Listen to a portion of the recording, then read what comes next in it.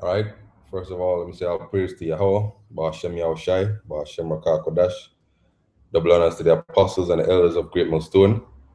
Salutations to the Akim out there who are pushing this word in our sincerity and our truth. It's the brother Kabash from the GMS Jamaica camp.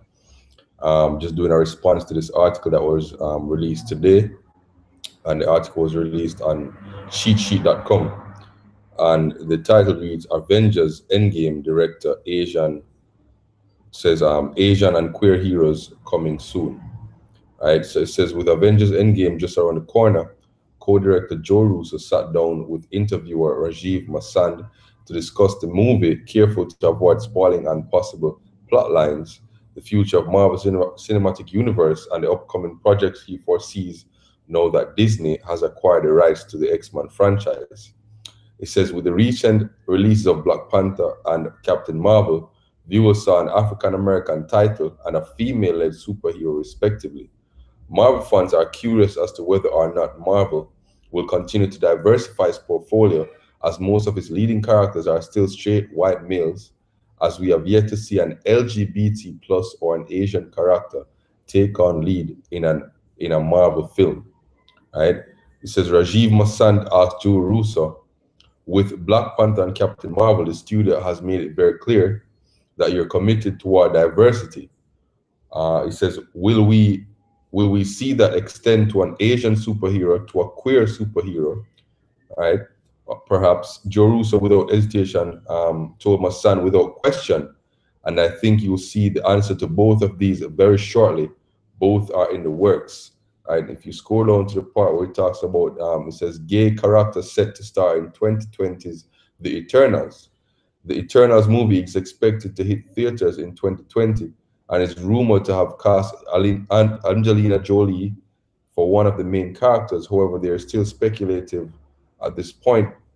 The Eternal follows a race of immortal beings who lived on Earth and shaped its history and civilization, virtually gods on Earth. While very little is known about the movie, Out magazine confirmed that a gay character will have a major role in the upcoming movie. Right now, this Avengers and Marvel on a whole, especially with the Avengers sequel or the Avengers series, I think this year is their 10th year or their 11th year because it started in 2008, I think. The Avengers franchise is arguably one of the most successful movie franchises in history, right? It pulls in almost every facet of society. It pulls in almost every gender. Well, every gender, male and female. It pulls in almost every age group. So people around the world are hooked, on the Avengers, movie franchise, and everybody is hyped about watching Avengers Endgame. So this is something that's widespread, and now it is now also defiled, or it will also be defiled, with Esau's philosophy, which that's what it's all about, anyways. Spreading their philosophy through their movies, through their education, through their politics, all these different avenues, they use to spread their wine, their wine of fornication, as the scripture call it, right? And we see this continuing over and over, right? Further proving that this society is a wicked society and a society that needs to be destroyed, right? Let me just, without further ado, just get into the precepts, and then we can just wrap up. This is Ezekiel chapter 9, verse 4. And the Lord said unto him, go through the midst of the city, through the midst of Jerusalem, set a mark upon the foreheads of the men that sigh and that cry for all the abominations that be done in the midst thereof. Right?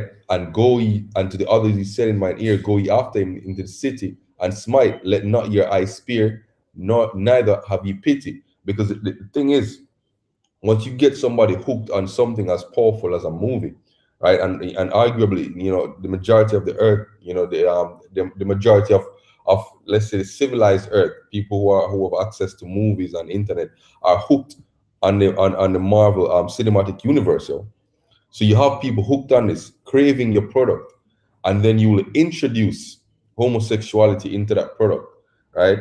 And a matter of fact, the other day when Captain Marvel was released, it was released on International Women's Day, and we saw recently there was a photo shoot that took place in Valencia, in Spain, a naked photo shoot where hundreds of men and women came out, and the men were positioned bowing before the naked body of the women, right? Showing you not just equality between the sexes, but the empowerment and the upliftment of the woman above the man, right? And it's confirmed, it's been confirmed that Captain Marvel is the strongest Avenger, showing you again the glorification of the woman above the man.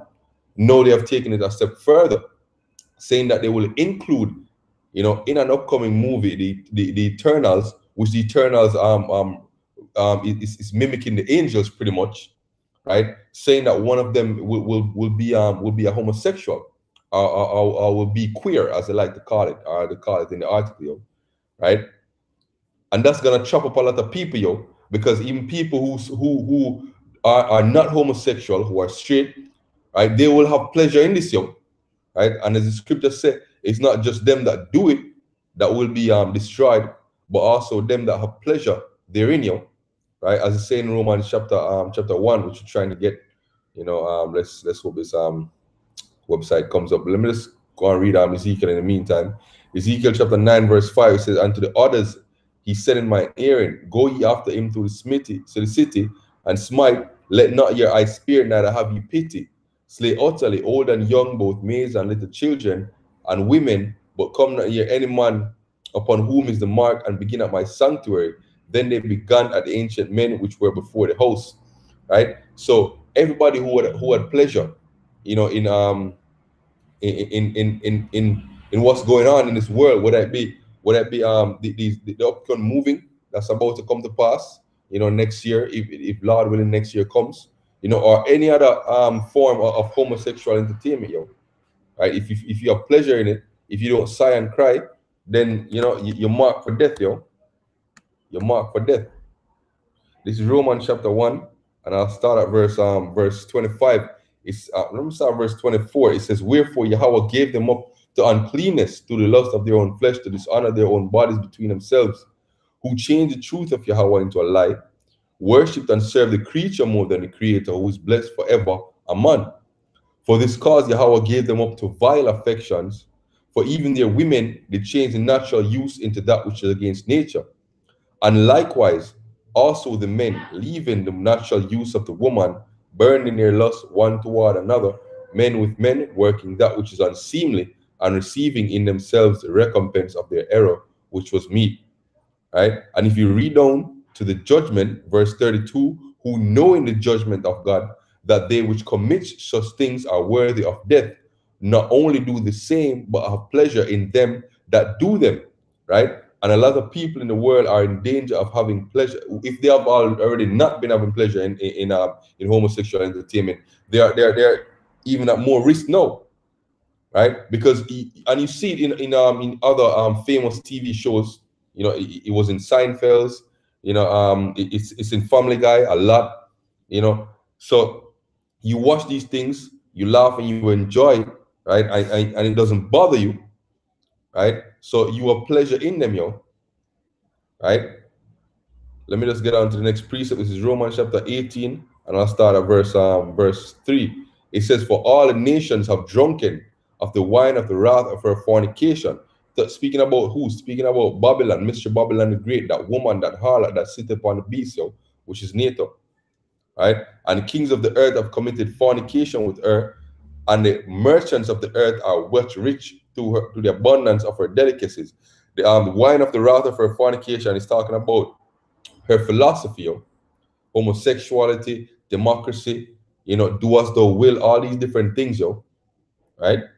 Amos 9 and verse 8, "Behold, the eyes of the Lord are upon the sinful kingdom, and I will destroy it from off the face of the earth, saving that I will not utterly destroy the house of Jacob, saith the Lord." So the Lord's purpose, is to destroy this present kingdom, It's as simple as that. Right? Isaiah chapter 3, verse 9, "The show of their countenance does witness against them. They declare their sin as Sodom, they hide it not. Woe unto their soul, for they have rewarded evil unto themselves." Right? They openly declare that, hey, we are in support of this, right? So they have rewarded to themselves evil, yo, right? And that evil is what happened to Sodom and Gomorrah, yo. Seen? Vexed his righteous soul. I think that's in First Peter or Second Peter. Second Peter 2. All right, it's in Second Peter 2, and I'll start at verse 4. It says, "For if Yahweh spared not the angel that sinned," which is speaking about us Israelites, "but cast them down to hell and delivered them into chains of darkness," which is talking about the flesh that we live in now, "to be reserved to judgment, and spared not the old world, but saved Noah the eighth person, a preacher of righteousness, bringing in the flood upon the world, and turning the cities of Sodom and Gomorrah into ashes, condemned them with an overthrow, making them an ensample unto those that should after live ungodly," right? And this present world is living ungodly, yo. This is ungodly, right? This is an abomination, as it says in Leviticus chapter 20, verse 13. It's an abomination, yo, right? And the Lord loveth not abomination. As it says in Ecclesiasticus 15 and 13, the Lord hateth all abominations, and they that fear the Lord love it not. So the Lord hates this present world, yo. He loves only his elect, right? But he hates his present world, and his determination is to destroy it, yo. Why? Because they have declared their sin as Sodom, they hide it not, right? So they will receive the same reward that Sodom and Gomorrah received, yo, right? It says, "But he delivered just Lot, vexed with the filthy conversation of the wicked," right? Lot represents the elect, yo. Lot represents the elect, right? Who are vexed with the filthy conversation of the wicked, right? Sodom and Gomorrah, right? America is modern day Sodom, yo, as it refers to in Revelation, yo. This is modern day Sodom, yo, right? And Lot is the elect, right? "For that righteous man dwelling among them, in seeing and hearing, vexed his righteous soul from day to day with their unlawful deeds," right? And this is an unlawful deed, yo. It is. Homosexuality is an unlawful deed. Transgenderism or transsexuality is an unlawful deed. Cross-dressing is an unlawful deed, right? "The Lord knoweth how to deliver the godly out of temptation, and to reserve the unjust unto the day of judgment to be punished," and the world will be punished for this, yo, right? "Thus said the Lord, Yahweh Hashem Yahushai," right? And though they have marked us as non-violent extremists now, though they have marked us as preachers preaching Armageddon or preaching extremist doctrines, right? The Lord's prophets will go out there and continue to preach until these prophecies are fulfilled, right? So that's pretty much what I wanted to bring out. You know, Kalal Yahweh Hashem Yahushai, Hashem Rakah Kodash, for giving me the spirit to this lesson. Double honors again to the apostles the apostles of GMS. Salutations to Akim out there, for the laborers in his truth. Shalom. Keep pushing, Akim.